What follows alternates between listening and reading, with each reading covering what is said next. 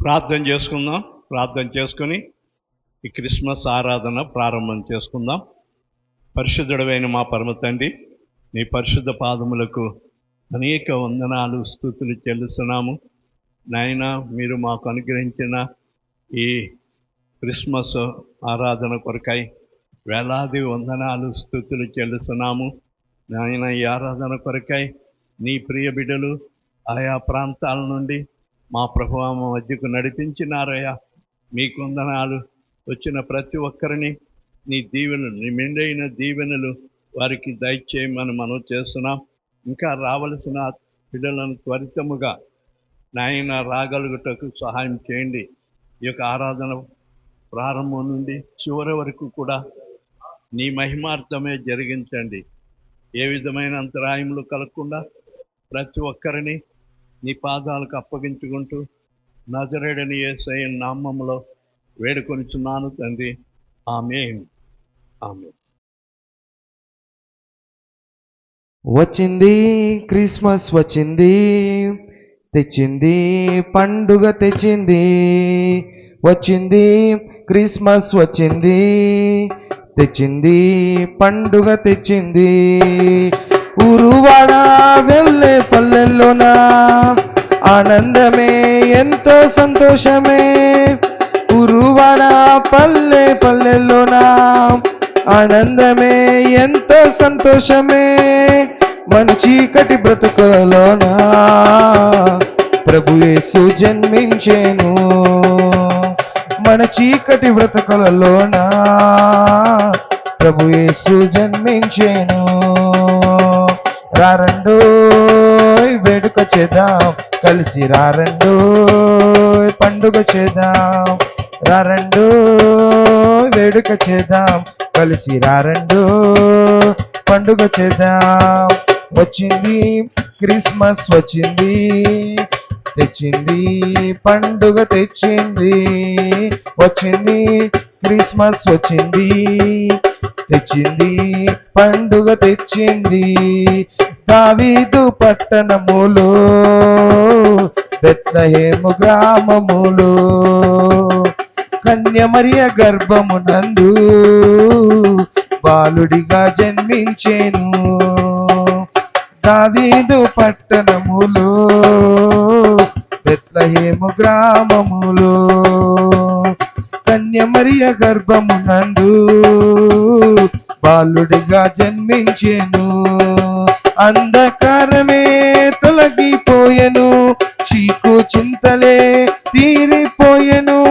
అంధకారమే తొలగిపోవును, చీకు చింతలు తీరిపోవును.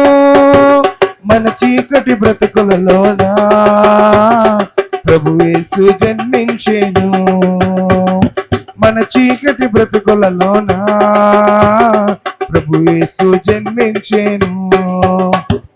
రారండో వేడుక చేద్దాం, కలిసి రారండో పండుగ చేద్దాం. రారండో వేడుక చేద్దాం, కలిసి రారండో పండుగ చేద్దాం. వచ్చింది క్రిస్మస్, వచ్చింది, తెచ్చింది పండుగ, తెచ్చింది. వచ్చింది క్రిస్మస్, వచ్చింది, తెచ్చింది పండుగ, తెచ్చింది. ఆకాశంలో ఒక దూత పలికెను శుభవార్త. మన కొరకు రక్షకుడేసు దీనుడిగా పుట్టేను. ఆకాశంలో ఒక దూత పలికెను శుభవార్త. మన కొరకు రక్షకుడేసు దీనుడుగా పుట్టేను. పాప శాపమే తొలగిపోవును, గొప్ప రక్షణ మనకి చుటకు. పాప శాపమే తొలగించుటకు, గొప్ప రక్షణ మనకి చుటకు. మన చీకటి బ్రతుకులలోనా ప్రభు యేసు జన్మించెను. మన చీకటి బ్రతుకులలోనా ప్రభు యేసు జన్మించెను. రారండో వేడుక చేద్దాం, కలిసి రారండు పండుగ చేద్దాం, రారండు వేడుక చేద్దాం, కలిసి రారండు పండుగ చేద్దాం. వచ్చింది క్రిస్మస్ వచ్చింది, తెచ్చింది పండుగ తెచ్చింది, వచ్చింది క్రిస్మస్ వచ్చింది, తెచ్చింది పండుగ తెచ్చింది. ఉరువడ పల్లె పల్లెల్లోనా ఆనందమే ఎంత సంతోషమే, ఉరువడ పల్లె పల్లెల్లోనా ఆనందమే ఎంతో సంతోషమే. మన చీకటి బ్రతుకులలోనా ప్రభుయేసు జన్మించేను, మన చీకటి బ్రతుకులలోనా ప్రభుయేసు జన్మించేను. రారండో వేడుక చేద్దాం, కలిసి రారండో పండుగ చేద్దాం, రారండో వేడుక చేద్దాం, కలిసి రారండో పండుగ చేద్దాం. వచ్చింది క్రిస్మస్ వచ్చింది, తెచ్చింది పండుగ తెచ్చింది, వచ్చింది క్రిస్మస్ వచ్చింది, తెచ్చింది పండుగ తెచ్చింది. దావీదు పట్టణములో బెత్లెహేము గ్రామములో కన్య మరియ గర్భమునందు బాలుడిగా జన్మించెను. దావీదు పట్టణములో బెత్లెహేము గ్రామములో కన్య మరియ గర్భమునందు బాలుడిగా జన్మించెను. అంధకారమే తొలగిపోయెను, చీకు చింతలు తీరిపోయెను, అంధకారమే తొలగిపోయెను, చీకు చింతలే మిగిలిపోయెను. మన చీకటి బ్రతుకులలోనా ప్రభుయేసు జన్మించెను, మన చీకటి బ్రతుకులలోనా ప్రభుయేసు జన్మించెను. రారండో వేడుక చేద్దాం, కలిసి రారండో పండుగ చేద్దాం, రారండో వేడుక చేద్దాం, కలిసి రారండో పండుగ చేద్దాం. వచ్చింది క్రిస్మస్ వచ్చింది, తెచ్చింది పండుగ తెచ్చింది, వచ్చింది క్రిస్మస్ వచ్చింది, తెచ్చింది పండుగ తెచ్చింది. అంబరానికి అంటేలా సంబరాలతో చాటాల, అంబరానికి అంటేలా సంబరాలతో చాటాల, యేసయ్య పుట్టాడని రక్షింపవచ్చాడని, యేసయ్య పుట్టాడని రక్షింపవచ్చాడని. ప్రవచనాలు నెరవేరాయి, శ్రమ దినాలు ఇక పోయాయి, ప్రవచనాలు నెరవేరాయి, శ్రమ దినాలు ఇక పోయాయి. విడుదల ప్రకటించే శిక్షను ప్రకటించే, విడుదల ప్రకటించే శిక్షను ప్రకటించే, యేసయ్య పుట్టాడని రక్షింపవచ్చాడని, యేసయ్య పుట్టాడని రక్షింపవచ్చాడని. అంబరానికి అంటేలా సంబరాలతో చాటాల, అంబరానికి అంటేలా సంబరాలతో చాటాల, యేసయ్య పుట్టాడని రక్షింపవచ్చాడని, యేసయ్య పుట్టాడని రక్షింపవచ్చాడని. ఇది జనాలు సమకూరాయి, ఘనస్వరాలు వినిపించాయి, ఇవి జనాలు సమకూరాయి, ఘనస్వరాలు వినిపించాయి.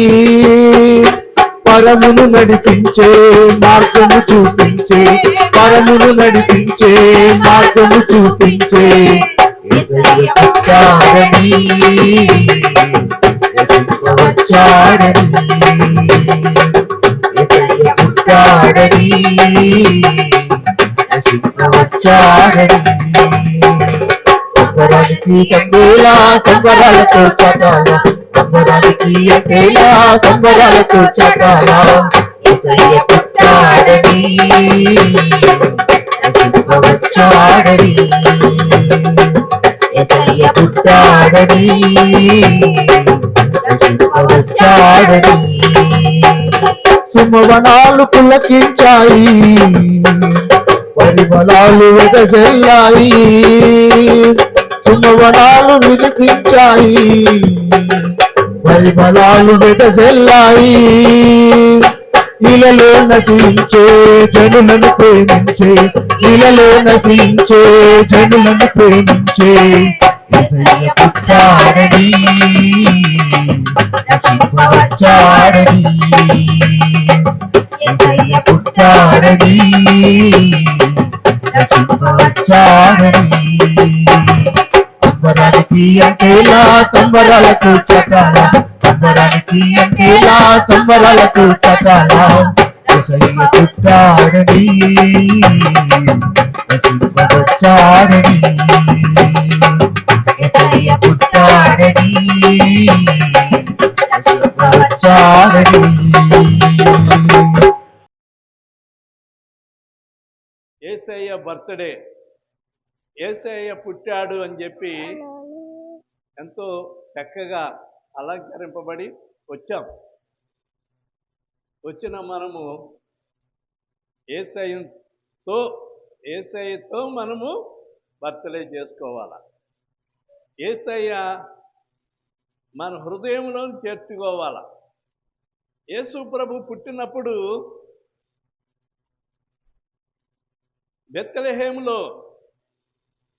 బెత్లెహేములో జన్మించాడు. యూదా బెత్లెహేములో ఆయన జన్మించాడు.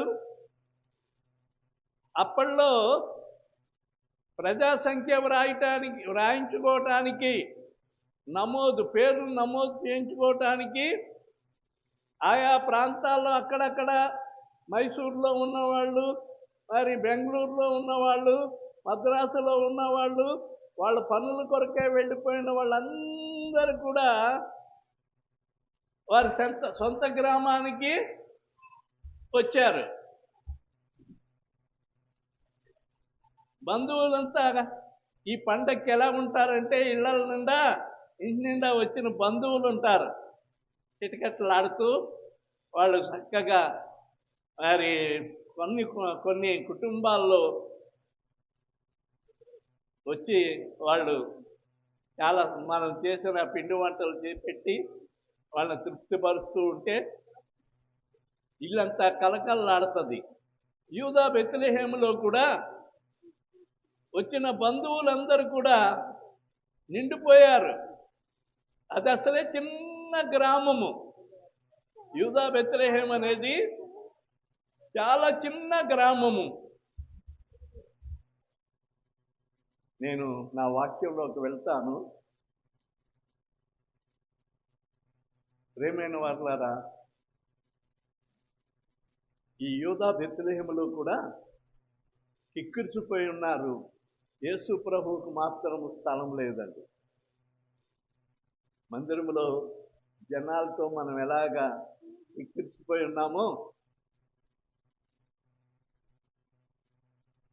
అలాగే బెత్లెహేం అంతా కూడా జనాలతో, ఎందుకంటే వారి పేరును నమోదు చేయించుకోవటానికి ఆయా ప్రాంతాల నుండి వచ్చి బంధువులంతా నిండిపోయారు. ఆ టైంలో మరియా, యోసేపు కూడా దావీదు వంశపు వాడు కాబట్టి బెత్లెహేముకు వచ్చి పేరు నమోదు చేయించుకోవడానికి వచ్చాడు. ఆ టైంలో ఆమెకి మరియకు నిండు శూలాలు 9 నెలలు నిండిపోయి మొయ్యలేక మొత్తా ఉంది ఆ యొక్క గర్భము. కొండసీమల్లో ఎక్కడో మారుమూల ప్రాంతానికి ఆమె రావటానికి కొండలెక్కి లోయలు దిగి అడవి ప్రాంతం అంతా దాటుకుని ఎంత ప్రయాసపడి వచ్చిందో అయితే బెత్లెహేముకు వచ్చేసరికి అమ్మ జాగ్రత్తగా ఆలకించండి. ఆమెకి ఎక్కడైనా స్థలం దొరుకుతుందేమో, ఏ పంట నేను దొరుకుతుందేమో అని చెప్పి పట్టణాల్లో స్థలం లేదన్నారు. ఎవరు కూడా ఇళ్లలో చేర్చుకోవటం లేదు. ఏం చేయాలో తొయ్యక యోసేపు పాపం అందరినీ అడుగుతున్నాడు. ప్రదానం చేయబడిన యోసేపు అడుగుతా ఉంటే మా ఇల్లు ఖాళీ లేదు, మా ఇల్లు ఖాళీ లేదు, మా ఇల్లు ఖాళీ లేదు, మా ఇల్లు ఖాళీ లేదు. యేసయ్య పుట్టడానికి ఏ ఇల్లు ఖాళీ లేదండి. పశువులు కొట్టాము ఒకటి ఉంది, పశువులు కొట్టాము, అది మాత్రము పశువులు అంటా ఉన్నాయి, ఎవరు తోట ఇవ్వకపోయినా మేము తోటిస్తాము, మా దగ్గరికి రండి అని చెప్పి ఆ మరియను యోసేపును ఆహ్వానిస్తే ఆ పశువుల పాకలో ఒక మూల రొచ్చుతో నిండిపోయింది. పేడ ఎక్కడంటే అక్కడ పేడ పశువులు గబ్బు చేసి ఉన్నాయి. అదే ప్రాంతమును అక్కడే వాళ్ళు శుభ్రం చేసుకుని ఆ రాత్రి అక్కడ గడపటానికి నిశ్చయించుకున్నారు.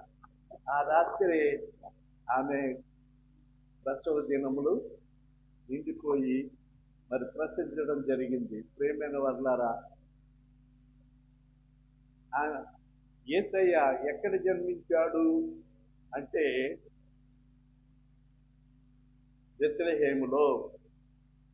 బెత్లెహేములో ఆయన జన్మించాడు. ఏ బెత్లెహేము? యూదయ బెత్లెహేము. పాలస్తీనా 4 భాగాలుగా విభజింపబడింది. ఆ 4 భాగాల్లో ఒక భాగము యూదయ ప్రాంతము. యూదయ, సమరయ, గలిలయ మరొక ప్రాంతం ఉంది. అయితే ఈ యూదయ ప్రాంతము అన్ని చాలా చిన్న చిన్న ప్రాంత ఇళ్ళు అనుకోండి, పూర్వకాలం కట్టిన ఇళ్ళు. ఈ బెత్లెహేం అనేది చాలా చిన్న ఇల్లు. యేసు ప్రభు ఎందుకు ఆ స్థలాన్ని కోరుకున్నాడు? నా యొక్క పాయింట్ అది. యూదయ ప్రాంతంలో యూదా దేశపు రాజు హేరోదు ఉన్నాడు, పిలాతు ఉన్నాడు. మంచి మంచి గొప్ప వారు ఉన్నారు. వారెవరిని కోరుకోలేదు. వారెవరి ఇల్లు ఆయన కోరుకోలేదు.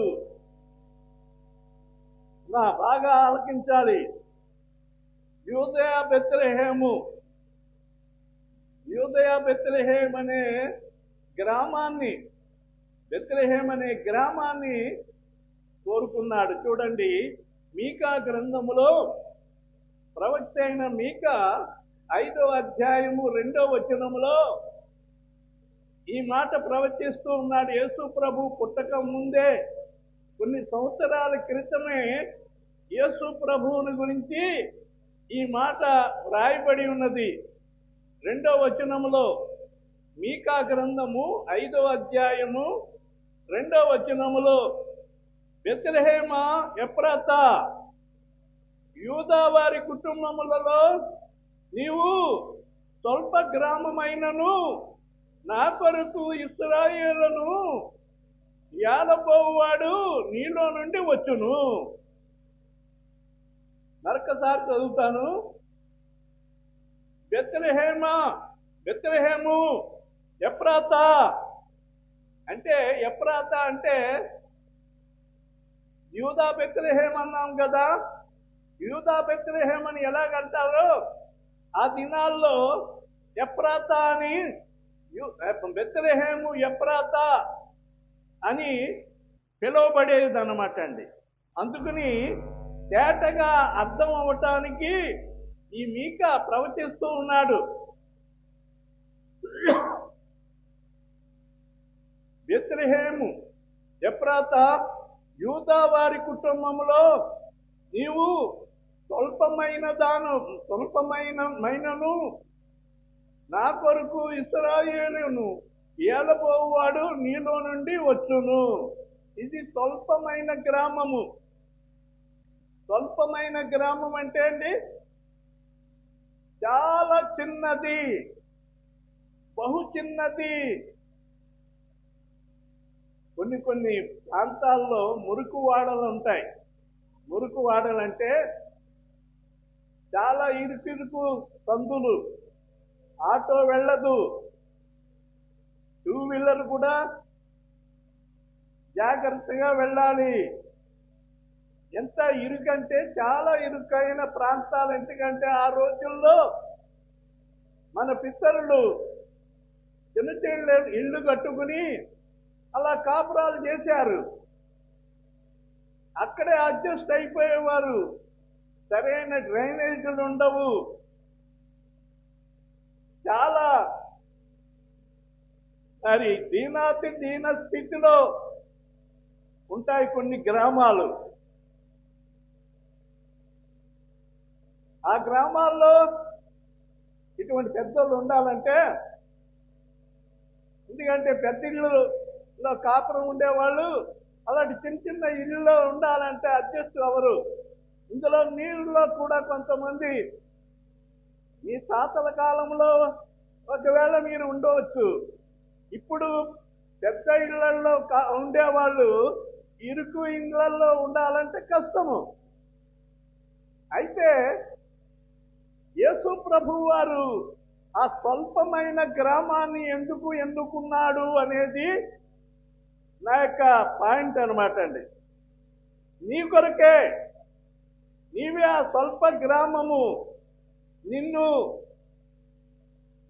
దర్శించి నిన్ను గొప్ప చేయటానికి, నిన్ను హెచ్చించడానికి, నీవు స్వల్ప గ్రామములో ఉన్నదానను, నాకు ఏమీ లేదు, నేను మరి నా వెనకాల ఉన్న వాళ్ళు ఎవరు కూడా పెద్దంతటి వాళ్ళు కాదు, నేను ఒంటరి వాడను, ఒంటరి దానను, నాకు చదువు లేదు, లేకుంటే నాకు ఉద్యోగం లేదు, నాకు మరి పొలాలు లేవు, నాకు అవి లేవు ఇవి లేవు, నేను కూలికి వెళ్తేనే కుండగాలుతుంది లేకపోతే ఎండగాలుతుంది అన్నట్టుగా కొన్ని ఇళ్ళు ఉంటాయి.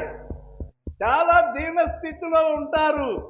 ఒక పూట తిని ఒక పూట పస్తుండే వాళ్ళు ఉన్నారు. ఇప్పుడంటే అందరూ చక్కగా 3 పూటల భోజనం. సర్కారు వారు ఏదో కాస్త బియ్యం ఇస్తా ఉన్నారేమో, చక్కగా మరి భోజనం చేస్తా ఉన్నారు.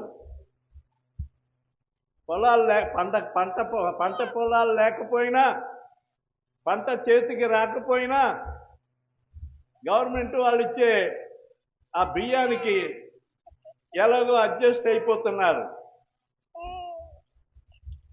స్థితిలో కొంతమంది ఉండిపోతారు. ఈ బెత్లెహేము కూడా అటువంటి పరిస్థితిలోనే ఉంది. ప్రియమైన వారులారా, నీవు కూడా ఒక ప్రభువుని యొద్దకు రాకముందు, ప్రభువుని యొద్దకు రాకుండా, ప్రభువుని నమ్మకుండా, దేవునిలో ఉండకుండా నీవు ఉంటే నీ పరిస్థితి అలాగే ఉంటుంది. బెత్లెహేము అనగా రొట్టెల ఇల్లు. బెత్లెహేమును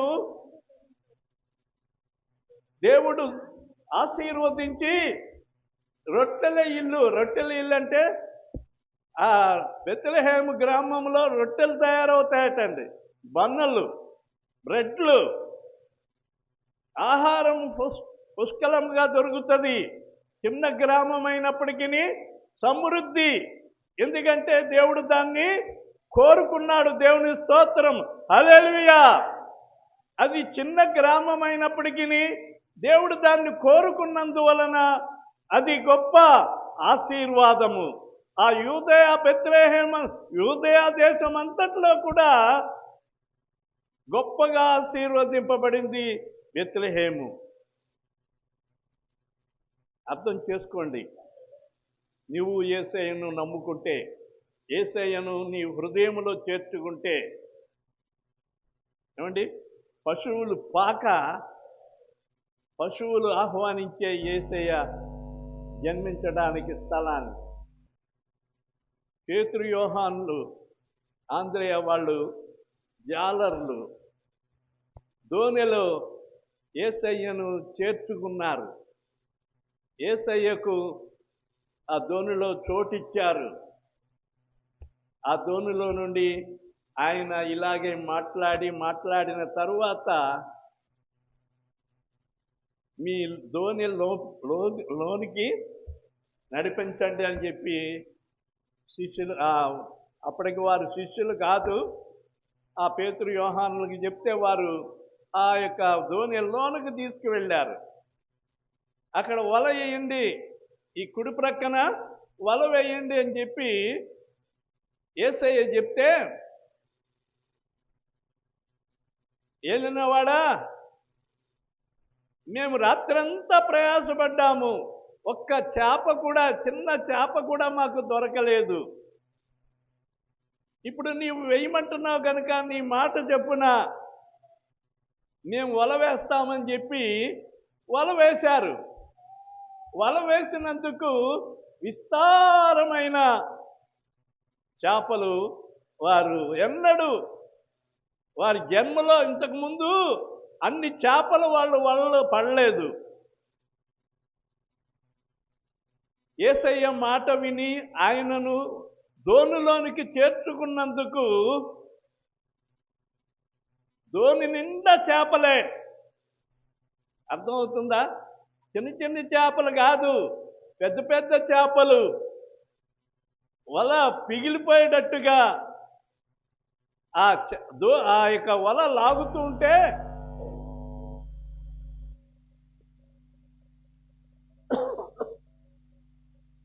ప్రియమైన వారులారా, ఎక్కడ పిగిలిపోద్దో వల అని చెప్పి వారు భయమేసింది.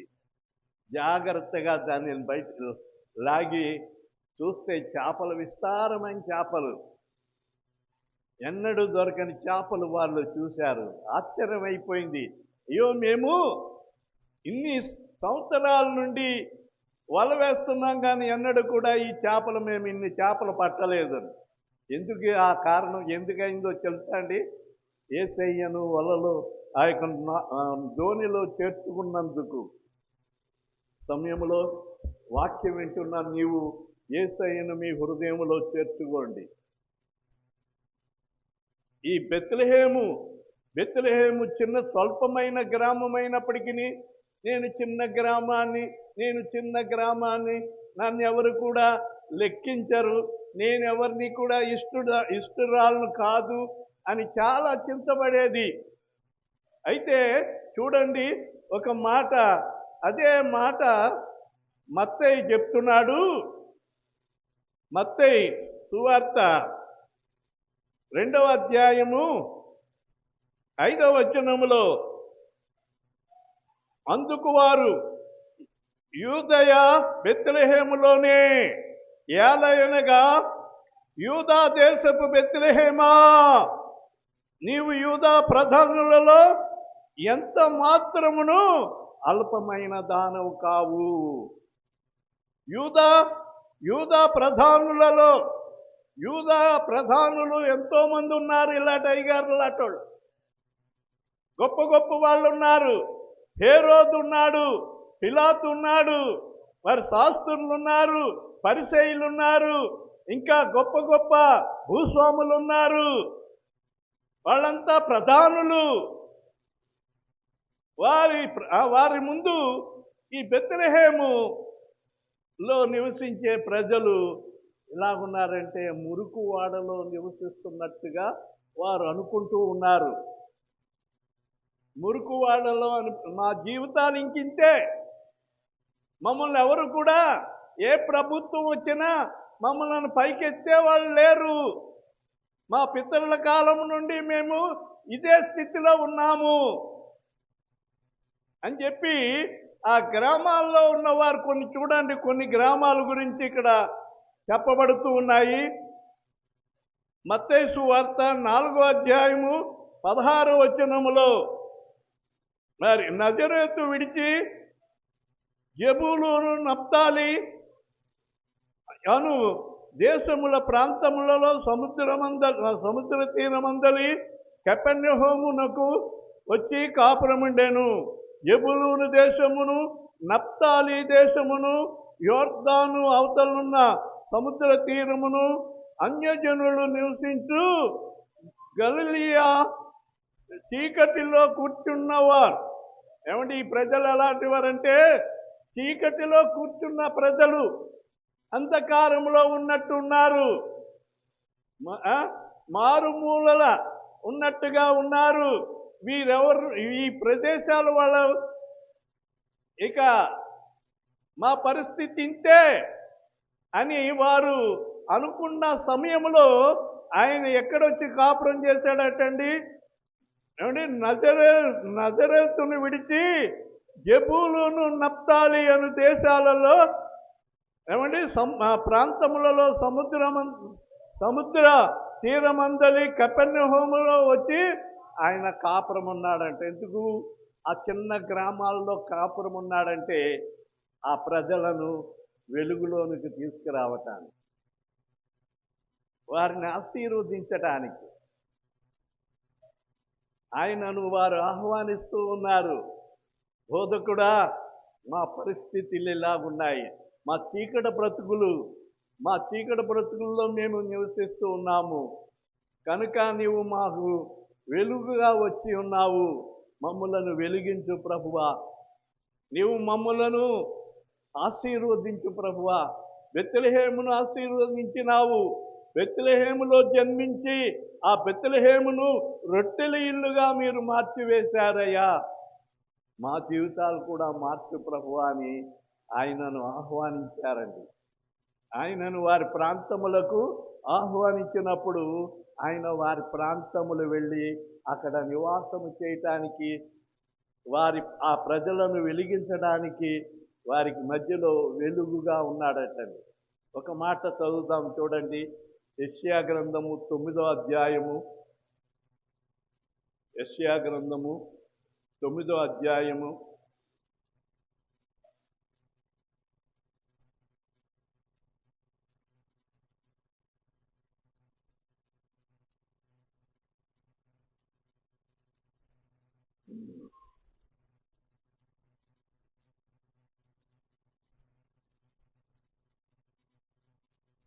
1-2 వచనాలు చదువుతాం. అయినను వేదన పొందిన దేశం మీద మబ్బు నిలవలేదు.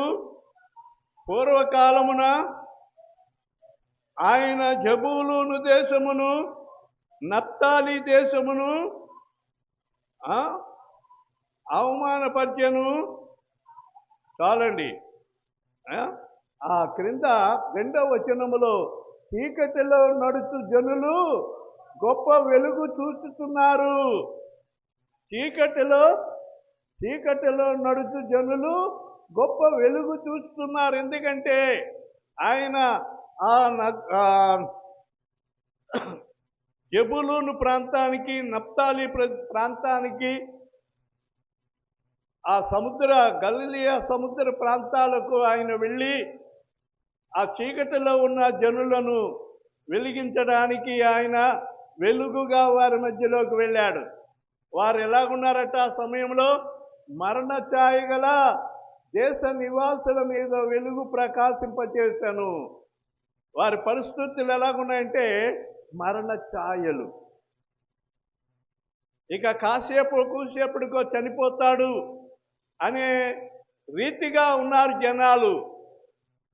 ఊపిరాడక అంధకారములో కొట్టుమిట్లాడుతూ వారి జీవితాలు వెలుగు చూడని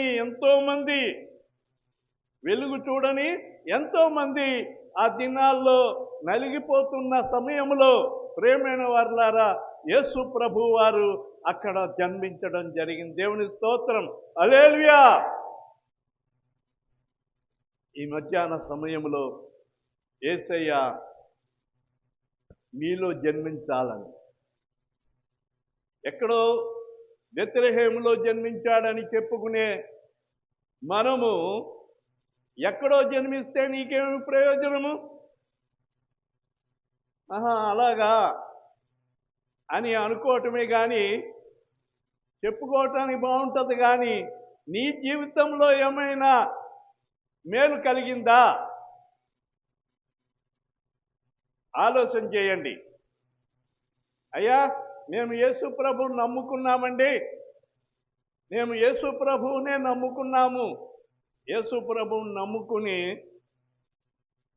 మరి దేవునిలో ఉంటున్నావా? దేవుని సహవాసంలో ఉంటున్నావా? ఆయన్ని హృదయంలో చేర్చుకున్నావా? ఆయనను నీ హృదయంలో స్థానం ఇచ్చావా? ఆ యూదా బెత్లెహేములో యేసయ్య జన్మించడానికి ఎవరు స్థలం ఇవ్వలేదు. ఆఖరికి సత్రపు యజమాని కూడా పెద్ద పెద్ద వాళ్ళని చూశాడు, బాగా డబ్బిచ్చే వాళ్ళని చూశాడు. మంచిగా కారుల మీద వస్తే వాళ్ళకి వంగి నమస్కారాలు చేసి అమ్మా వాళ్ళని గౌరవించారు, వాళ్ళకి స్థానం ఇచ్చాడు. కానీ యేసయ్యకు జన్మించడానికి స్థలం ఇవ్వలేదు. మరియా యోసేపుకు స్థలం ఇవ్వలేదు. లేదు పో అని చెప్పి గసిరేశారు. ఇంటింటికి వెళ్ళి అడిగిన ఏ తల్లి హృదయము కరగలేదు. వారి హృదయం గట్టిగా రాతి గుండె అయిపోయింది. యేసయ్యను చేర్చుకున్నది ఎవరో తెలుసా? ఏమో పశువుల పాక. అంత దీన స్థితిలో ఆయన జన్మించడానికి కారణం ఏమిటనంటే ఆ స్థలాన్ని ఆయన కోరుకున్నాడు. అక్కడ జన్మించడం, అదే ఏ రోజు ఇంటిలో పుట్టుంటే గొల్లలు వెళ్ళి చూడటానికి అవకాశం ఉంటుందా? మామూలు అట్టడుగున ఉన్న వాళ్ళు వెళ్ళి చూడాలంటే అవుతుందా? పేదవారు వెళ్ళి చూడాలంటే అవుతుందా? ధనికులకే వాళ్ళకి పర్మిషన్ ఉండాలా. వాళ్ళకి పర్మిషన్ ఉంటేనే లోనకి ఎంటర్ అవుతారు. పర్మిషన్ లేకుండా నీవు లోనకి రావటానికి వీలు లేదని గేటు దగ్గరే బంట్రోతులు బయటికి గెంటేస్తారు. కానీ ప్రియమైన వారలారా, యేసయ్య అందరికీ ప్రభు. యేసయ్య అందరికీ ప్రభు. గొప్పవాళ్ళకి, పేదవారికి, ఏమండి, అందరికీ కూడా, ధనికుడికి, సామాన్యుడికి కూడా ఆయన ప్రభువై ఉన్నాడు. అందరి కొరకు అందుబాటులో ఉండటానికి యేసయ్య అంతగా తగ్గించుకున్నాడు. ఆయన అంతగా తగ్గించుకున్నాడంటే ఆయన ఎంతటి వాడు? ఆకాశం ఆయన సింహాసనము, భూమి ఆయన పాదపీఠము, మహోన్నతుడు, మహాగణుడు. ఆయన పట్టజాలనంత విస్తారమైన దేవుడు. ఆయన గొప్ప దేవుడు. ఆ గొప్ప దేవుడు ఏమండి తగ్గించుకుని నీ కొరకు నీలో జన్మించటానికి ఎంత హీన స్థితిలో మరి ఆయన తగ్గించుకున్నాడో ఈ మాటల ద్వారా మనం అర్థం చేసుకోవాలి. నీ కొరకే నీ ఒక బెత్లెహేముగా ఆయన ఎన్నుకుంటూ ఉన్నాడు. నీ ఒక బెత్లెహేము, నేను ఒక బెత్లెహేము. ఈ బెత్లెహేములో ఆయన జన్మించాల. ఆయన బెత్లెహేములో జన్మించాలి. యేసయ్యా, ఈ చిన్న బెత్లెహేములో నీవు జన్మించు. ఆ బెత్లెహేములో నీవు జన్మించి ఆ బెత్లెహేమును మీరు ఆశీర్వదించావు కదయా. రొట్టెలిల్లుగా, సస్యశ్యామలముగా దానిని దీవించావు. ఒకప్పుడు లెక్కలేని స్థితిలో ఉన్న ఆ యూదా బెత్లెహేము ఇప్పుడు యేసయ్య పుట్టిన తర్వాత ఇక్కడ చక్కగా ఒక మాట మరి చెప్పబడుతుంది. ఇందాక మనం చదివిన వాక్య భాగములో యూదా బెత్లెహేమా, యూదా బెత్లెహేమా, నీవు యూదా ప్రధానులలో ఎంత మాత్రము అల్పమైన దానవు కావు. నీవు కూడా అంతే. నీవు యేసయ్యను కలిగి ఉన్నావు, యేసయ్యను కలిగి ఉన్నావు. అయ్యా, నేను ఎంత ప్రార్థన చేస్తున్నాను, నాకు స్వస్థత రావట్లేదు, నా బ్రతుకు ఇలాగైపోయింది, నన్ను చూసేవాళ్ళు లేరు, నన్ను ఆదుకునేవాళ్ళు లేరు, నన్ను ఆదరించే వాళ్ళు లేరు అని నీవు ఒకవేళ బాధపడుతున్నావేమో.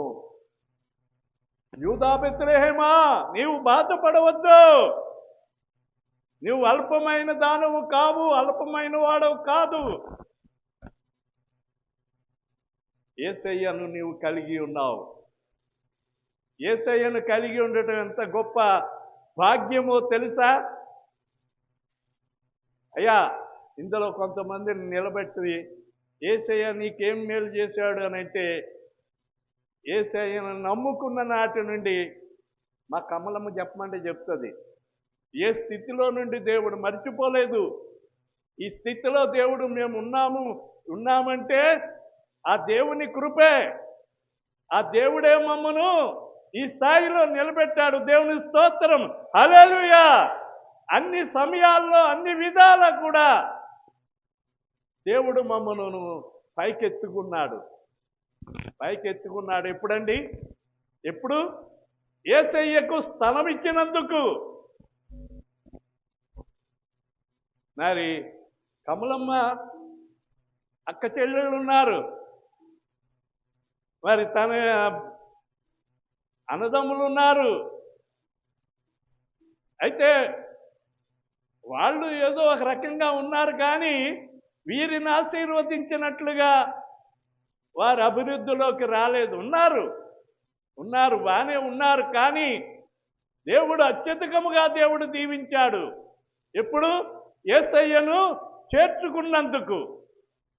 నీవు యేసయ్యను చేర్చుకో, నీ హృదయములో చేర్చుకో. యేసయ్య నా హృదయములో నీవు జన్మించు.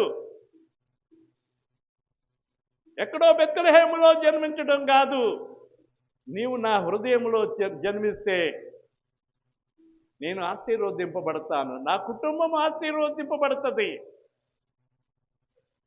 వాక్యములో చెప్పబడినట్లు యూదా బెత్లెహేమా, నీవెంత మాత్రము అల్పమైన దానవు కావు అని దేవుని వాక్యము యూదా బెత్లెహేమును హెచ్చరిస్తూ ఉన్నది. సమయంలో నిన్ను కూడా ఈ వాక్యం హెచ్చరిస్తున్నది. నన్ను కూడా. యేసయ్యను మనం కలిగి ఉంటే ప్రతి సంవత్సరము పండగే, ప్రతి నెల పండగే, ప్రతి రోజు పండగే. నమ్మిన వారు దేవుని స్తోత్రం చెప్పండి. హల్లెలూయా, హల్లెలూయా.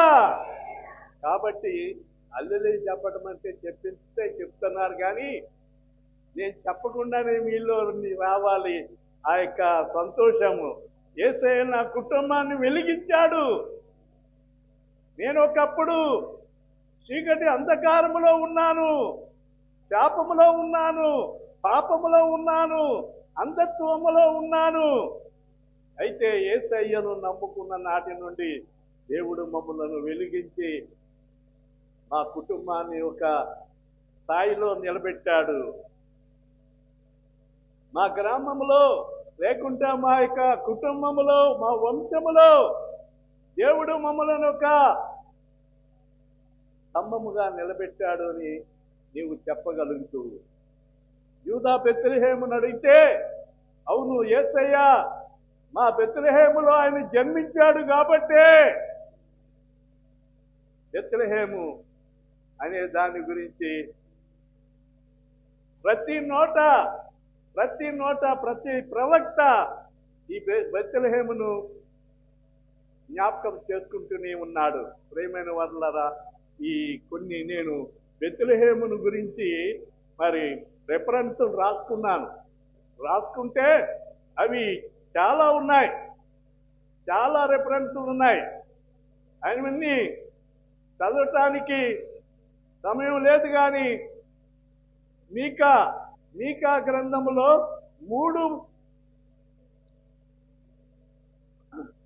మీకా గ్రంథము 3వ అధ్యాయము 6వ వచనంలో ఒక మాట చదివి నేను ముగిస్తాను. 3వ అధ్యాయము 6వ వచనంలో ఒక వాక్యం ఉంది, చూడండి. మీకా గ్రంథం 3వ అధ్యాయము 6వ వచనము. మీకు దర్శనము కలుగకుండుట రాత్రి కమ్మును, సోదే చెప్పకుండా మీకు చీకటి కమ్మును. ఇట్టి ప్రవక్తలకు సూర్యుడు అగుపడకుండా అస్తమించును, పగలు చీకటి పడును. మన జీవితంలో ఎలా ఉంటుందంటే పగలే చీకటిగా ఉంటుందట. పగలే మనకి ఇప్పుడు పగలు ఒకరినొకరు చూస్తున్నాం. అయితే కొన్ని జీవితాలు ఎలాగుంటాయంటే వారి జీవితంలో అంధకారము కమ్మి ఎదుటివారు కనబడకుండా చీకటి మయమైపోతుంది, గుడ్డివారిలాగా తడువుకుంటూ ఉంటారు.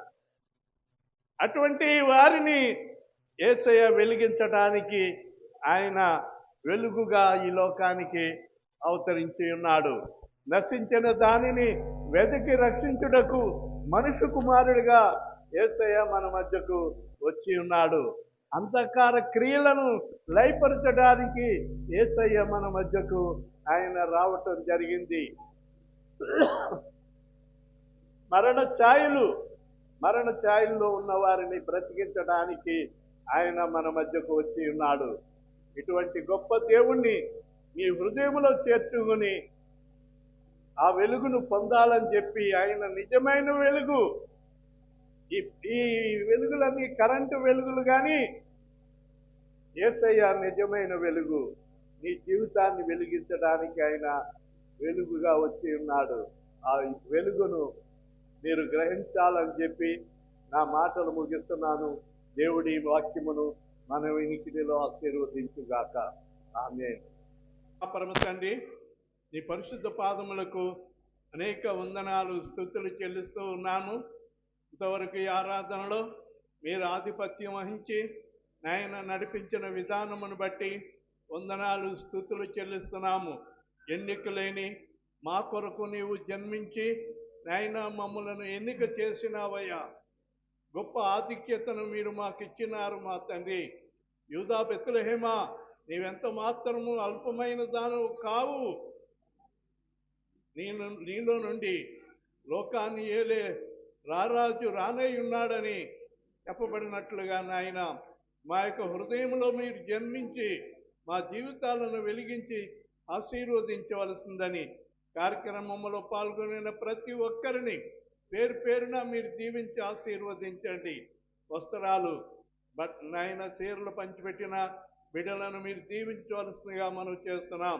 నీ సన్నిధిలో కానుకలు సమర్పింపబడిన నాయన ఆ కానుకలు ఎవరెవరు గుప్పుళ్ళు విప్పారో వారికి 30 60 100 ప్రతిఫలం దయచేయవలసిందని నాయన మా ప్రభువా, మరలా మా ప్రభు మేము తిరిగి నా తండ్రి 31 డిసెంబర్ 31 కూడుకునేలాగున నీ కార్యమును జరిగించి మహిమ పొందమని యేసయ్య నామములో వేడుకొనుచున్నాను తండ్రి.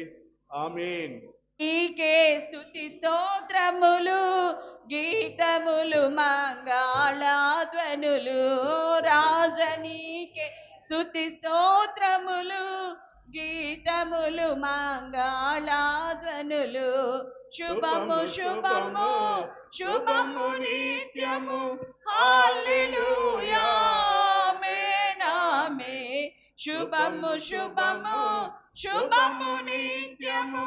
హల్లెలూయా ఆమేన్ ఆమేన్.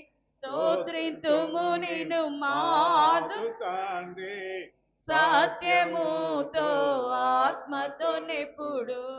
ఆమేన్. మన తండ్రి అయిన దేవుని ప్రేమ, ప్రభువైన యేసుక్రీస్తు వారి యొక్క కృప, పరిశుద్ధాత్మ యొక్క నిత్య సహవాసము కూడి వచ్చిన మనందరికీ సదాకాలము తోడయుండును గాక. ఆమేన్. ఆమేన్. బలో క్రీస్తు మహారాజ్ కి, జై. తండ్రి అయిన దేవునికి, జై. రారాజై వచ్చు వానికి, జై. బలో క్రీస్తు మహారాజ్ కి. జై. Wish happy Christmas, merry Christmas. Happy Christmas, merry Christmas. Merry Christmas. Happy Christmas. Christmas యొక్క దీవెనలు, ఆశీర్వాదాలు దేవుడు మీ అందరికీ కుటుంబాలకు దయచేయును గాక. ఆమేన్. ఆమేన్.